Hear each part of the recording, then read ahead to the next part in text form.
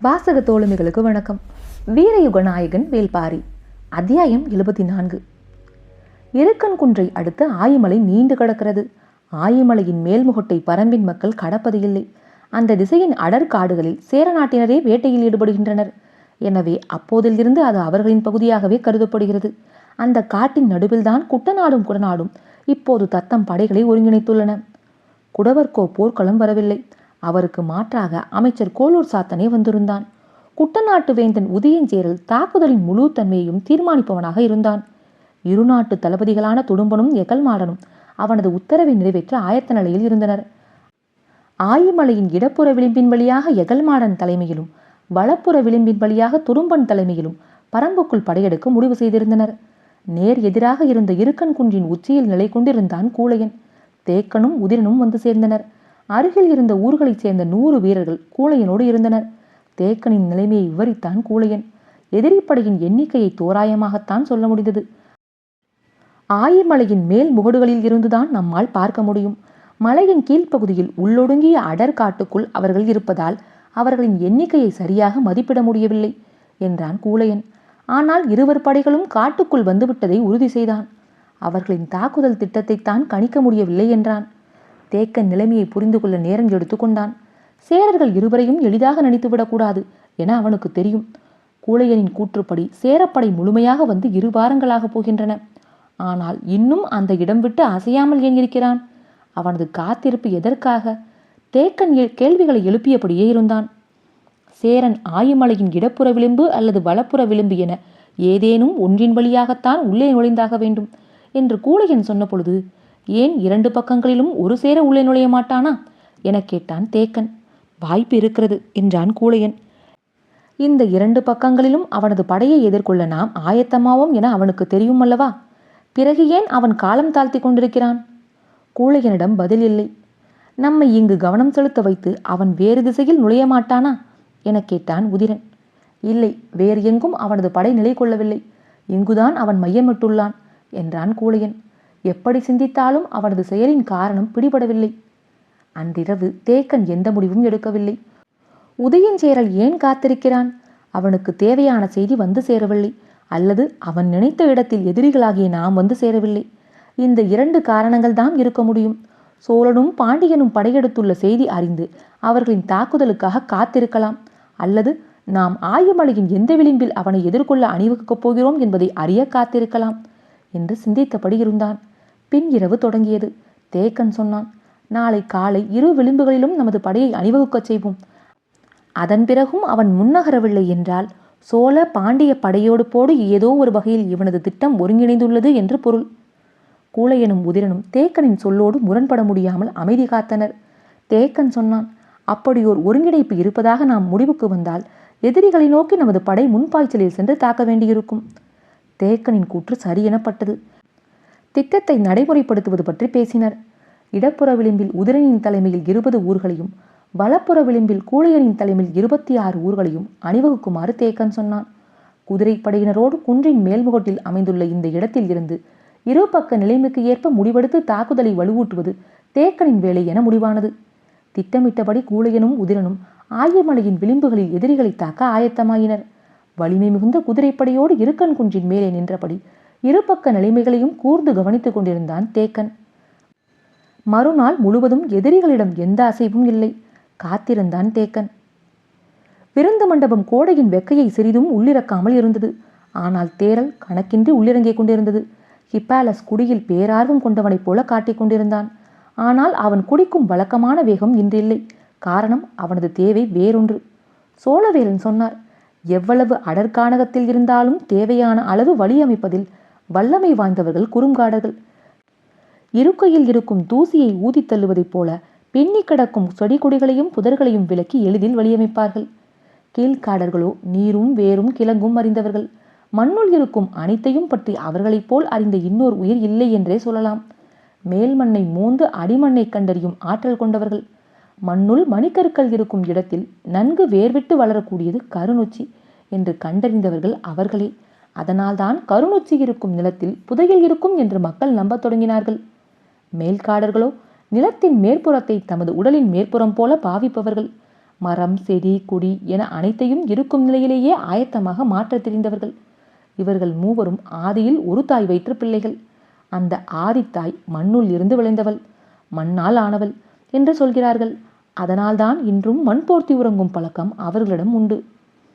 Hippalus இதுவரை இப்படி ஒரு பழக்கம் இருக்கும் மனிதர்களை பற்றி கேள்விப்பட்டதே இல்லை. மிரண்டு நின்றான்.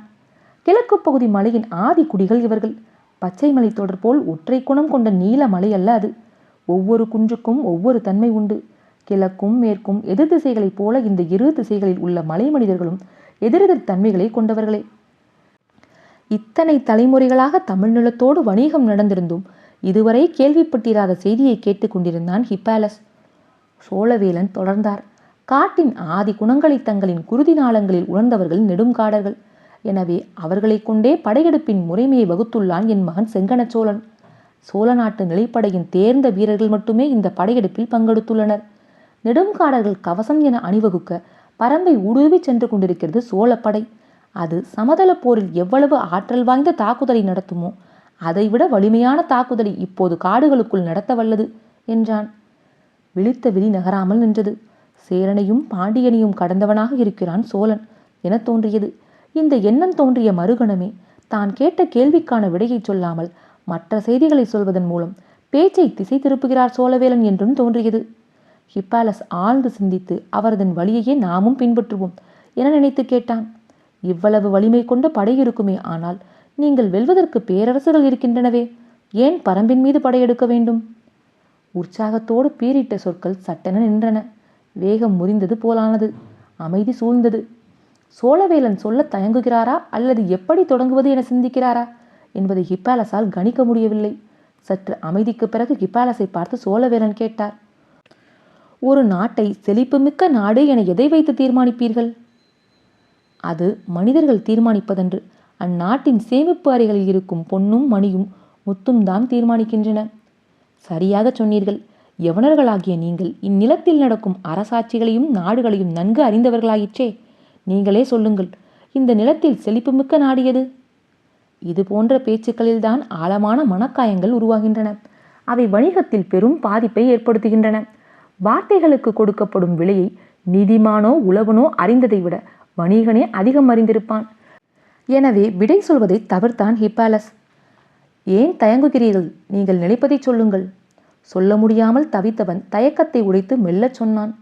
பொன்னும் மணியும் முத்துக்களை விட மதிப்பு உயர்ந்தன. ஆனால் அவை மிக குறைவாகவே கிடைக்கின்றன. முத்துக்களோ அளவிடற்கு அரிய முறையில் கிடைக்கின்றன. பெரும் முத்துக்குளியலை நாள்தோறும் நடத்தி வரும் பாண்டிய நாடு செழிப்புமிக்கது. தலையசைத்து சிரித்தான் சோழவேலன். இப்படித்தான் தவறுதலாக மதிப்பிடுகிறீர்கள். இதில் என்ன தவறு இருக்கிறது? முத்துக்களை விட பொன்னும் மணியும் தானே மதிப்பில் உயர்ந்தன. ஆமாம், அந்த செல்வத்தை அளவிட முடியாத அளவு வைத்துள்ளது யார்? சற்றே தயங்கியபடி தெரியவில்லை என்றான் ஹிப்பாலஸ். ஹிப்பாலஸின் முகத்தை கூர்ந்து பார்த்து புருவங்களை உயர்த்தியபடி சொன்னார். பரம்பின் பாரி. கண்கள் பிதுங்க விழித்தான் ஹிப்பாலஸ். என்ன சொல்கிறான் சோழவேலன் என்பதை புரிந்து கொள்ள முடியாத குழப்பத்தை அவனது முகம் காட்டியது. நான் சொல்வதை உங்களால் ஏற்க முடியவில்லை அல்லவா? ஆம் என தலையசைத்தான். பச்சைமலை தொடர் நீளம் அறிவீர்களா நீங்கள்? எங்களின் நாவாய்கள் குமரிமுனை திரும்பினால் கரையொட்டி 1 மாத காலம் பயணப்பட்டு சுபகராயிடத்தில் மேற்கு திசையில் திரும்புகின்றன. அந்த இடம் வரை நீண்டு கிடக்கிறது என நினைக்கிறேன். ஆமாம், நீங்கள் சொல்வது மிகச் சரி. கண்காண முடியாத தொலைவு நீண்டு கிடக்கும் இந்த பச்சைமலை தொடர் முழுவதையும் தம் வாழ்விடமாக கொண்டவர்கள்தான் 14 வேளிர் குடிகள். மலையில் உள்ள ஓய்பாறைகளின் சுரங்கங்களிலும் ஆற்றிலும் பள்ளத்தாக்கிலும் தான் விலை உயர்ந்த மணிக்கற்கள் கிடைக்கின்றன. உங்களின் யவன பேரரசர் உட்பட எல்லா நாட்டு வேந்தர்களும் செல்வந்தர்களும் என் வகை திருமணிகளையே வாங்கவும் அணியவும் சேமிக்கவும் விரும்புகிறோம். அமைதி கொண்டு கேட்டான் ஹிப்பாலஸ். வெறியின் கண் போல முழு பச்சை நிறத்தின் நடுவில் செங்குத்தான வெண்கோடு ஒளிருமே, பூமர வைடூரியம், அதைத்தானே யவனர்களாகிய நீங்கள் மிக உயர்ந்ததாக கருதுவீர்கள்? ஆமாம், அந்த வகையான வைடூரியம் மிக அதிகமாக கிடைப்பது உடுவன் மலையில். அந்த மலையை ஆள்பவன் வேலழுந்துவன். இதை எதற்கு சொல்கிறார் என சிந்தித்தான் ஹிப்பாலஸ். தேன் துளியின் மீது கதிரவன் ஒளிப்பட்டு மின்னுவது போல இருக்குமே, அது என்ன வகை வைடூரியம் என கேட்டார். ஹிப்பாலஸுக்கு சட்டென பெயர் நினைவில் எழவில்லை. சோழவேலன் சொன்னார், வாளவாயம். அது கிடைப்பது தனக்கன்குன்றில். அந்த இடம் நெடுவேல் ஆதனின் மலைப்பகுதியை சேர்ந்தது. அவனது மலைக்கு அடுத்து இருப்பதுதான் பன்றிமலை.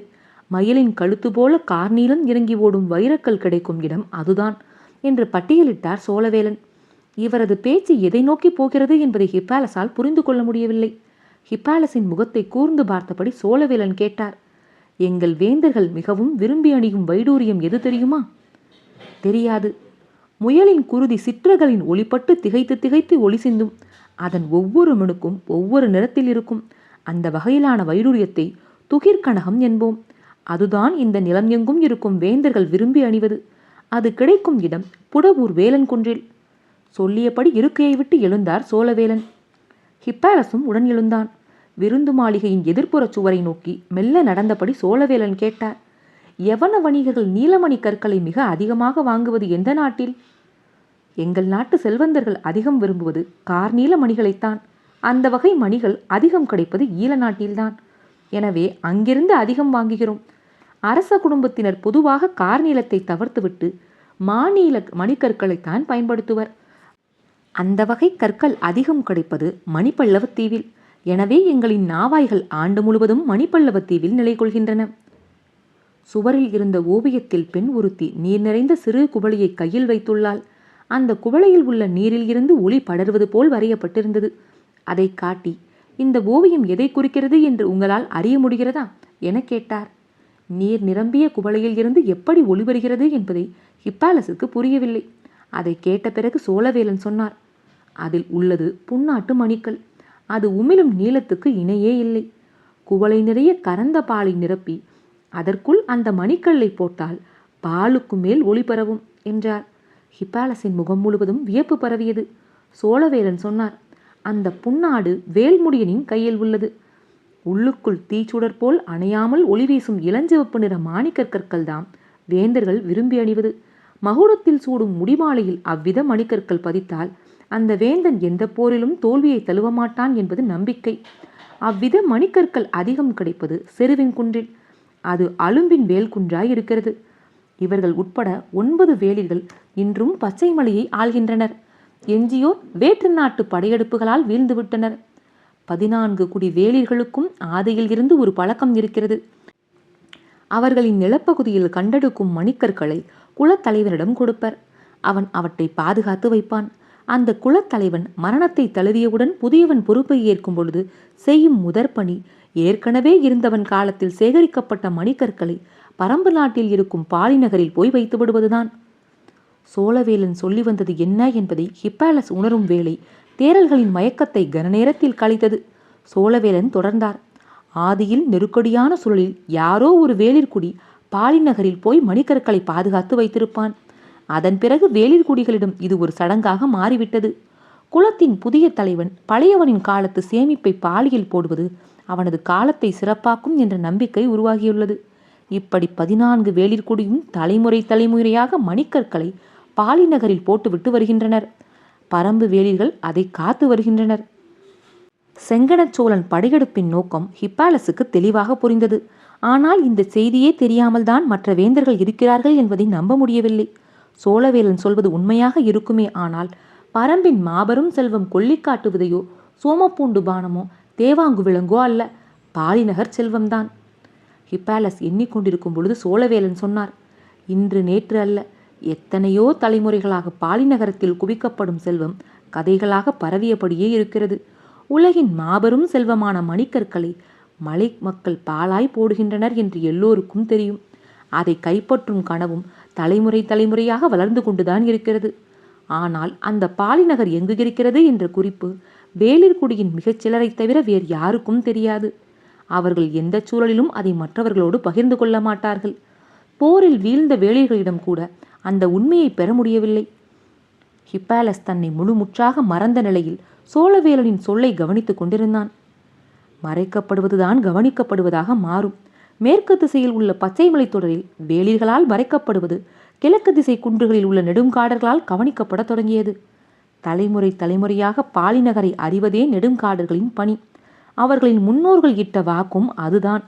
மண்ணின் அடிவாரத்தை மூந்தே கண்டறியும் கீழ்காடர்கள்தான் பாலிநகர் நிலை கொண்டுள்ள நிலத்தை கண்டறிந்துள்ளனர்.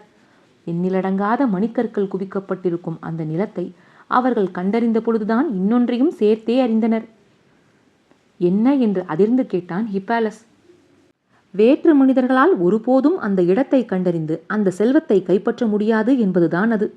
கீழ்காடர்களின் இந்த கூற்றை மேல்காடர்களும் குறுங்காடர்களும் ஏற்பது இல்லை. அந்த செல்வத்தை கைப்பற்ற கீழ்காடர்கள் ஒத்துழைப்பது இல்லை என்ற காரணத்தினாலேயே காடர்களுக்குள் பல தலைமுறைகளாக பகை உண்டாகியது. செங்கணச்சோழன் மூவரையும் ஒரு சேர தாக்கிய பொழுது தங்களை பாதுகாத்துக் கொள்ள மூவரும் ஒன்று சேர்ந்துள்ளனர். அப்படியிருந்தும் சோழ பேரரசின் பெரும் படையை அவர்களால் வீழ்த்த முடியவில்லை. சோழப்படைக்கு கிடைத்த பெரும் வாய்ப்பு இயற்கையால் நிகழ்ந்த நிலச்சரிவு.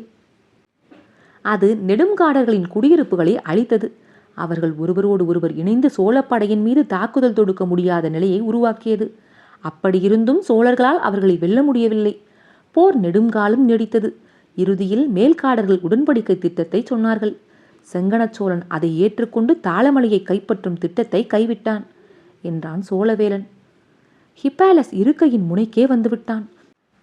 மீண்டும் எழுந்தார் சோழவேலன். போரிட்டு கொண்டிருந்தவர்களை ஒன்றாக இணைத்தது நெடுங்காடர்கள் சொன்ன உடன்படிக்கை திட்டம். இருவரின் நீண்ட நாள் கனவுகளும் ஒன்றாயின. அதுதான் பாலிநகர். அந்த பெரும் செல்வத்தை இணைந்து கண்டறிய முடிவு செய்தனர். காட்டை பிளந்து முன்னேறும் ஆற்றல் கொண்ட படையோடு என் மகன் பாலிநகர் நோக்கி போய்க் கொண்டிருக்கிறான். சோழனின் திட்டத்தை முழுமையாக அறிந்த பொழுது ஹிப்பாலஸ் மெய் சிலிர்த்து நின்றான். கிழக்கும் மேற்குமாக பகை வேந்தனுக்கும் வேளிருக்குமான முரணோடு இணைந்துவிட்டது. இனி பாலிநகரை காப்பாற்ற பாரியால் முடியாது என்றான் சோழவேலன். இருக்கன்குன்றின் மேலே காத்திருந்த தேக்கனுக்கு உதயஞ்சேரலின் திட்டத்தை புரிந்து கொள்ள முடியவில்லை. ஆயமலையின் இருபக்க விளிம்புகளிலும் தனது படையை கொண்டு போய் நிறுத்திய பிறகும் எதிரிகளின் பக்கத்தில் எந்தவித அசைவும் இல்லை. என்னதான் நினைக்கிறான் உதயஞ்சேரல் என நினைத்தபடியே இருந்த தேக்கன் குதிரை வீரர்களை அழைத்தான். அறுவர் முன்வந்தனர். தன்னோடு எவ்வியூரில் இருந்து வந்த எகினியிடம் சொன்னான். அறுவரையும் அழைத்துக் கொண்டு எதிரில் இருக்கும் ஆயமலையின் முகட்டுக்கு போ. அங்கு செல்லும் வரை நமக்கு குதிரை பாதை இருக்கிறது. தேவைப்பட்டால் குதிரை பாதையையும் கடந்து சில வீரர்களை அனுப்பிவை. ஆயமலையின் மறுபக்கம் எதிரிகளின் நடவடிக்கையை அறிந்து வா என்றான். எகினி 6 வீரர்களை அழைத்துக் கொண்டு புறப்பட்டான். இருக்கன்குன்றில் இருந்து இறங்கி ஆயமலையின் மேற்புறம் ஏறி உச்சிமுகட்டை அடைய வேண்டும். போரின் முதற்பணி தனக்கு வழங்கப்பட்டதை எண்ணி மகிழ்வோடு விரைந்தான் எயினி. பரம்பில் உள்ள குதிரைகளை வாரிக்கையன் 2 பாகங்களாக பிரித்திருந்தார். அதில் பெரும் பாகத்தை எவ்வியூரில் வைத்துக் கொண்டார். சிறு பாகத்தை 3ஆக பிரித்து 3 திசைகளிலும் களம் நோக்கி அனுப்பினார். அவர் அனுப்பிய 200 குதிரைகள் முந்தைய நாள் தேக்கனிடம் இடத்துக்கு வந்து சேர்ந்தன. அதை முழுமையாக தன்னுடன் வைத்துக் கொண்டான். ஆயமலையின் இருபக்க விளிம்புகளிலும் கூழையனும் உதிரனும் எதிரிகளை தாக்க ஆயத்த நிலையில் இருந்தனர். ஆனால் அவர்களுக்கு குதிரை வீரர்களை அனுப்பவில்லை. தாக்குதலை மேலிருந்து கண்காணித்துக் கொண்டிருந்த தேக்கனிடம்தான் அனைத்து குதிரை வீரர்களும் இருந்தனர். யாருக்கு உதவி தேவையோ அவர்களை நோக்கி குதிரைப்படை அனுப்புவதுதான் தேக்கனின் திட்டம். எயினியின் தலைமையிலான 6 வீரர்களும் இருக்கன்குன்றை தாண்டி ஆயமலையில் ஏறத் தொடங்கினர். குதிரைகள் பிறந்தது முதலே பரம்பின் மலைப்பாதையில் ஓடி பழகியவை. எனவே மலையேற்றத்திலும் வேகம் குறையாமல் வீரர்களை சுமந்து செல்லக்கூடியவை. ஆயமலையின் பாதி உயரத்தை கடந்தனர். சில இடங்களில் ஆபத்தான சரிவு பாறைகள் உண்டு. அந்த இடங்களில் குதிரையை விட்டு இறங்கி நடந்து செல்வர். முன்னால் சென்று கொண்டிருந்த எகினி இறங்கி நடந்தான். வீரனாகிய தனக்கு வழங்கப்பட்ட இந்த பணி குறித்து எகினியின் மனதில் மகிழ்வு பீரிட்டபடி இருந்தது. சரிவு பாறையில் கூட குதிரையை நடக்க விடவில்லை. அவன் ஓடுகிற அதே வேகத்தில் இழுத்து கொண்டு நடந்தான். பாறையை கடந்ததும் குதிரையின் மீது ஏறி கடிவாளத்தை சுண்டினான். வரிசையாக மற்ற வீரர்களும் குதிரையின் மீது ஏறினர். வேகம் கூடியது. ஆயமலை முகட்டின் பின்புறம் இருந்து உதயஞ்சேரல் எதை எதிர்பார்த்து காத்திருந்தானோ அது அவனை நோக்கி வந்து கொண்டிருந்தது. சோழனின் பெரும் படை சுழிப்பள்ளத்தை அடைந்தது. படையின் வால் பகுதி மறுமலையை கடந்தது. இடப்புற கரையின் மேல் மறைந்தபடி வந்து கொண்டிருந்த பிட்டன் தலைமையிலான படையும் வலப்புறத்தில் இருந்த இரவாதன் தலைமையிலான படையும் தங்களின் நிலையிலேயே இருந்தனர். இந்த படை சுழிப்பள்ளத்தில் இருந்து இடப்புறமாக எழுவு நாட்டில் நுழையப் போகிறதா அல்லது வலப்புறமாக வட்டாற்றில் நுழையப் போகிறதா என்பதை பொறுத்துத்தான் அவர்கள் தாக்குதல் அமையும். தாக்குவது என்று முடிவானால் அதற்கான உத்தரவை இரவில்தான் பாரி அறிவிப்பான் என்று இருவரும் நம்பினர். ஏன் என்றால் படையின் எண்ணிக்கை மிக பெரியது. இரவுதான் சிதறடிக்கும் தாக்குதலுக்கு பொருத்தமானது. ஆற்றின் 2 பக்கங்களும் மேலிருந்து படைநகர்வை கவனிக்கத் தொடங்கினர் அனைவரும். ஆற்றின் போக்கிலேயே எவ்வியூர் நோக்கி போகப் போகிறார்களா அல்லது இணையும் ஆற்று தடத்தில் நுழையப் போகிறார்களா என்பதை உன்னிப்பாக கவனித்தனர். விருக மரம் ஒன்றின் மீது ஏறி தலையை மட்டும் வெளியே நீட்டி உற்று பார்த்து கொண்டிருந்தான் பிட்டன். ஆற்றின் வலப்புறம் பாறையின் மேல்மடிப்பிலிருந்து பார்த்து கொண்டிருந்தான் இரவாதன். மலைமுகட்டின் மீது இருந்த பாறையின் 2 கண்களும் சுழிப்பள்ளத்தை உற்று பார்த்து கொண்டிருந்தன. பொழுது புலர்ந்த சிறிது நேரத்திலேயே வலப்புறமாக கதிரவன் ஒளியில் மின்னத் தொடங்கிய வட்டாற்று மணலில் தம்முடைய கால்களை பதித்தன சோழப்படையின் முதல் வரிசை யானைகள். அத்தியாயம் 74 நிறைவுற்றது. காற்றோடும் உங்கள் காதுகளோடும் நான் எவி மயிலம்.